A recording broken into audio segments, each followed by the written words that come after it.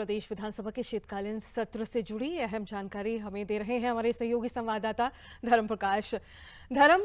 धर्मशाला में आप मौजूद हैं। शीतकालीन सत्र सुबह 11 बजे से शुरू होने वाला है। विपक्ष की कार्यप्रणाली को समझना चाहेंगे, क्या रणनीति के तहत वो जो है प्रदेश सरकार को इस सत्र में घेरने की तैयारी में है, और प्रदेश सरकार का रुख भी समझना चाहेंगे। सरकार का क्या एजेंडा है, किन अहम बिलों पर सहमति बन सकती है, आज की कार्रवाई को भी समझना चाहेंगे। प्रस्तावना का पाठ पढ़ेंगे। राष्ट्रपति इस प्रस्तावना पाठ का नेतृत्व।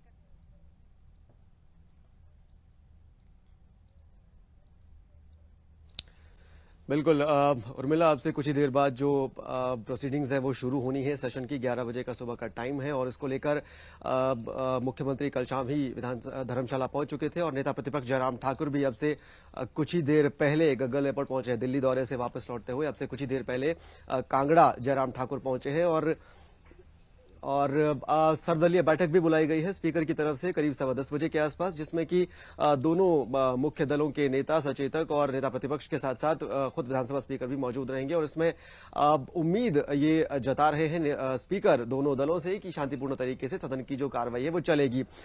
मुद्दों का आपने जिक्र किया। पंचायत चुनाव का मुद्दा इस वक्त प्रदेश में सबसे ज्यादा गर्मा रहा है, क्योंकि चुनाव आयोग और राज्य सरकार के बीच तकरार इस मुद्दे को देखने को मिली है और उम्मीद ये है कि विपक्ष इस मुद्दे को सदन में भी इस बार शीतकालीन सत्र में जोर शोर से उठाने की तैयारी में है।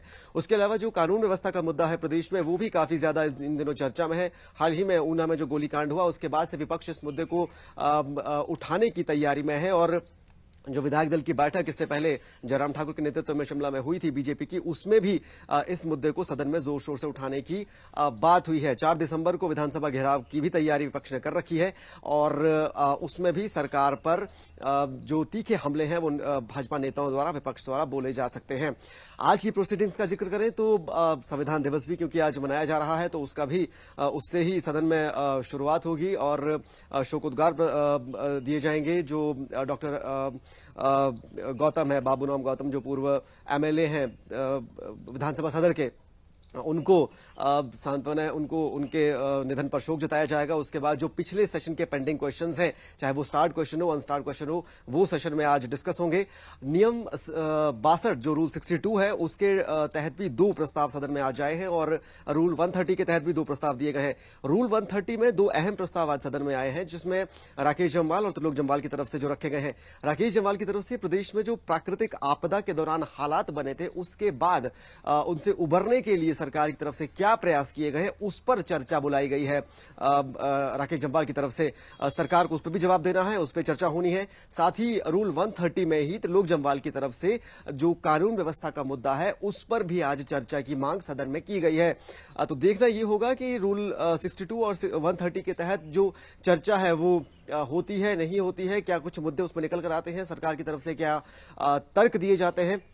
क्योंकि विपक्ष जहां अलग अलग मुद्दों को लेकर सरकार को घेरने की तैयारी में है, तो वहीं सरकार की कोशिश है कि पिछले 3 साल की उपलब्धियां जो सरकार की रही है कार्यकाल की, उनका जिक्र किया जाए और एक मैसेज देने की कोशिश की जाए कि एक पॉजिटिव चेंज जो कांग्रेस की सरकार है प्रदेश में जब से आई है तब से आया है। ये कोशिश मुख्यमंत्री की भी रहने वाली है, ये कोशिश सरकार की रहने वाली है। अभी 11 दिसंबर को ही सेशन खत्म होने के कुछ ही दिन बाद मंडी में एक राज्य स्तरीय समारोह भी होना है सरकार का 3 साल के कार्यकाल पूरा होने को लेकर। तो इसको लेकर भी सरकार जो है सदन में जवाब देने की तैयारी में है। तो विपक्ष और पक्ष के बीच अच्छी खासी तकरार पूरे सेशन के दौरान 8 बैठकें इस बार बुलाई गई हैं और करीब 750 से ज्यादा जो क्वेश्चंस हैं वो लिस्टेड हुए हैं। तो इन सभी मुद्दों पर सवाल जवाब सदन में देखने को मिल सकता है और आज पहले दिन प्राकृतिक आपदा और कानून व्यवस्था को लेकर ही चर्चा की संभावना है। बहुत बहुत शुक्रिया धर्म तमाम जानकारी के लिए।